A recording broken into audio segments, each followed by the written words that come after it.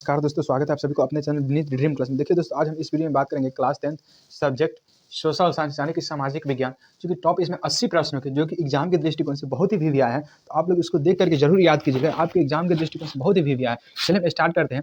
Italy एवं Germany के एकीकरण के विरुद्ध कौन देश था? जी हाँ दोस्तों, जब इटली और जर्मनी के बीच जो युद्ध हो रहा था, उस समय कौन इसके देश विरुद्ध था? इटली एवं जर्मनी के एकीकरण के विरुद्ध कौन देश था? तो इटली एवं जर्मनी के एकीकरण के विरुद्ध जो देश था वो था ऑस्ट्रेलिया। कौन हो जाएगा? ऑस्ट्रेलिया। चलिए हम सवाल नंबर 2 के आगे चलते हैं।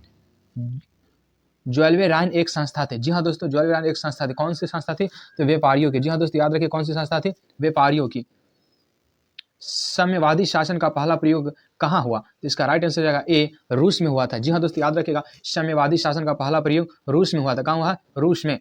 हिंद चीन क्षेत्र में अंतिम युद्ध समाप्ति के समय में अमेरिकी राष्ट्रपति थे। जी हाँ दोस्तों, हिंद चीन के क्षेत्र में जो अंतिम युद्ध हुआ था उस समय अमेरिका के राष्ट्रपति कौन थे? तो इसका राइट आंसर रहेगा वी, निक्सन। कौन थे? निक्सन थे। जी हाँ दोस्तों, याद रखिए कौन थे? निक्सन। गदर पार्टी की स्थापना किसने किसने और कब की? जी हाँ दोस्तों, तो याद रखिएगा गदर पार्टी की स्थापना लाला हरदयाल ने। और कब किया? तो 1913 में। देखिए आपके एग्जाम्पल इस प्रकार के भी क्वेश्चन आ सकते हैं कि गदर पार्टी के संस्थापक कौन है? तो लाला हरदयाल। या तो कब? तो 1913 में। जलियांवाला बाग हत्याकांड किस तिथि को हुआ था? जी हाँ दोस्तों, याद रखिएगा जलियांवाला बाग हत्याकांड 13 अप्रैल 1919 ईस्वी को हुआ है। कब हुआ? 13 अप्रैल 1919 ईस्वी को हुआ है। एक प्रतियोगी एवं उद्यमी प्रवृत्ति से प्रेरित किस प्रकार की अर्थव्यवस्था लागू की गई है? तो इसका राइट आंसर रहेगा बी, मुद्रा प्रधान अर्थव्यवस्था। किस प्रकार की मुद्रा प्रधान अर्थव्यवस्था?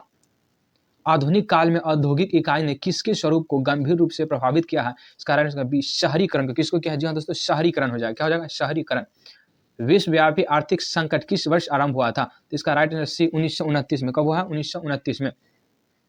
आजादी के बाद समाचार पत्र आपत्तिजनक विषय अधिनियम कब प्रेरित हुआ? तो इसका राइट आंसर ए, 1951 में। कब हो जाएगा? 1951 में।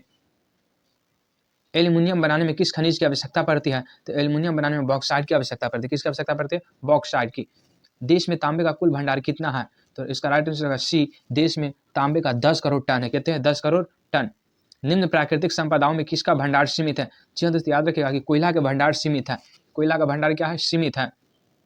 यूरेनियम का प्रमुख उत्पादक स्थल है जादूगोड़ा। जी हाँ दोस्तों, इसका राइट आंसर डी हो जाएगा। यूरेनियम का प्रमुख स्थल जादूगोड़ा है। भारत के किस राज्य में सौर ऊर्जा के विकास की सर्वाधिक संभावनाएं हैं? इसका राइट आंसर सी, राजस्थान में। सौर ऊर्जा की सर्वाधिक संभावना क्या है? राजस्थान में। तारापुर परमाणु ऊर्जा केंद्र किस राज्य में है? तो याद रखिए दोस्तों कि तारापुर परमाणु ऊर्जा केंद्र महाराष्ट्र में स्थित है। कहाँ स्थित है? महाराष्ट्र में। भारत में सर्वाधिक क्षेत्र पर किस मिट्टी का विस्तार है? तो जी हाँ दोस्तों, सबसे अधिक मात्रा में जलोढ़ मिट्टी है। क्या है? जलोढ़। तो भारत में सर्वाधिक क्षेत्र पर किस मिट्टी का विस्तार है? जलोढ़। किसका कथन है संसाधन होते नहीं बनते हैं? ये जिम्मरमैन ने कहा था। जिम्मरमैन ने कहा था संसाधन होते नहीं, संसाधन बनते। जी हाँ दोस्तों, देखिए संसाधन जो मानवीय आवश्यकताओं को पूरा करने वाले सभी पदार्थ क्या है? संसाधन है। कोसी नदी घाटी परियोजना का प्रारंभ कब हुआ? जी हाँ दोस्तों, इसका राइट आंसर सी हो जाएगा 1955 में। कब हुआ? 1955 में। और ये भी याद रखिएगा बिहार का सुख किस नदी को कहते हैं? तो बिहार का सुख कोसी नदी को कहा जाता है। किस नदी को? कोसी। कुशेश्वर स्थान किस जिला में स्थित है? जी हाँ दोस्तों, इस प्रकार के क्वेश्चन बहुत ही वीवी है। कुशेश्वर स्थान बेगूसराय दरभंगा में स्थित है। कहाँ स्थित है? कुशेश्वर स्थान दरभंगा जिला में स्थित है।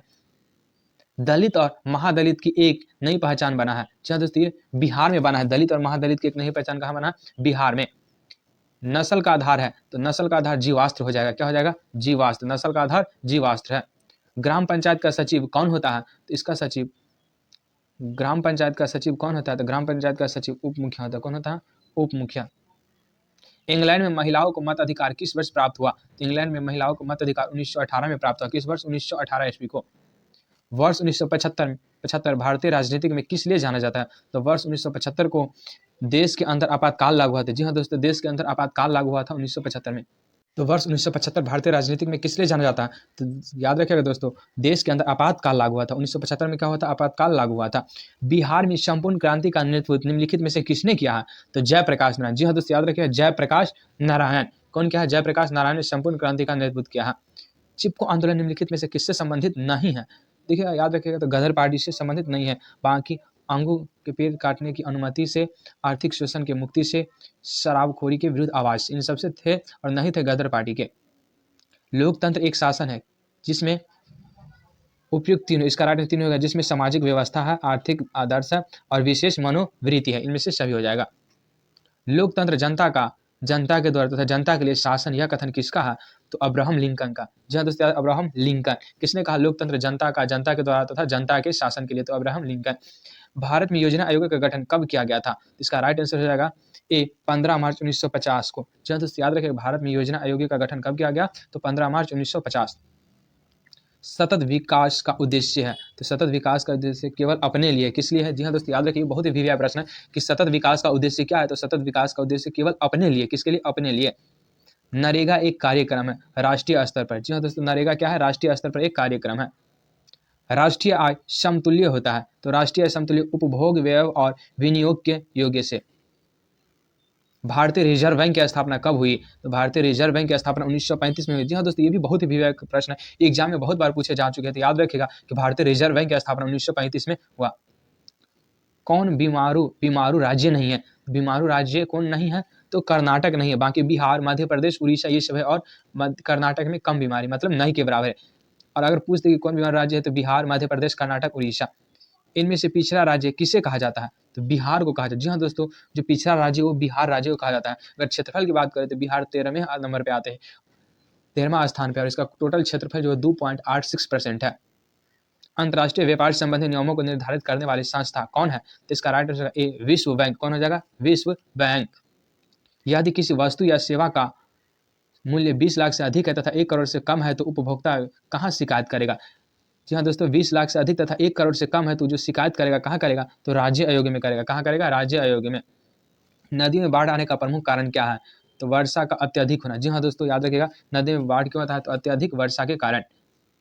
महासागर की ताली पर होने वाले कंपन को क्या कहा जाता है? तो सुनामी कहा जाता है। क्या कहा जाता है? सुनामी कहा जाता है।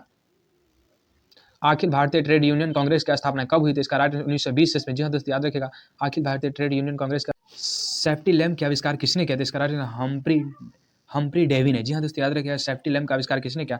तो हम्प्री डेवी। जमशेद जी ने Tata iron and steel company की स्थापना कब की? तो 1907 ईस्वी में। कब की? 1907 में। इंग्लैंड में सभी स्त्री और पुरुष को वयस्क मताधिकार प्राप्त हुआ है, तो 1918 ईस्वी में प्राप्त हुआ है। कब हुआ? 1918 में। भारत के लिए पहला फैक्ट्री कब प्रेरित किया गया? तो भारत के लिए पहला फैक्ट्री 1881 में प्रेरित किया गया। कब किया गया? 1881 में। 1917 ईस्वी में भारत में पहली जूट मिल किस शहर में स्थापित हुआ? तो कलकत्ता में। पहली जूट मिल कलकत्ता में। कब? तो 1917 में।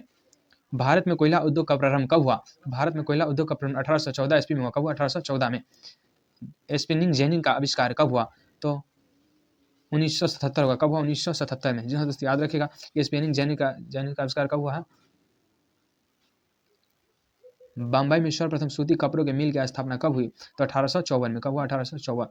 भारत में Tata hydro electric power station की स्थापना कब हुई? तो 1910 में। कब? 1910 में। वाष्प चालित रेल इंजन का आविष्कार किया था? तो जॉर्ज स्टीफेंस ने। जी हाँ दोस्तों, याद रखिएगा वाष्प चालित रेल इंजन का आविष्कार जॉर्ज स्टीफेंस ने किया है। 1838 में कहाँ चार्टिस्ट आंदोलन की शुरुआत हुई है? तो लंदन में। कहाँ हुआ? लंदन में। अंतर्राष्ट्रीय श्रमिक संघ की स्थापना कब हुई?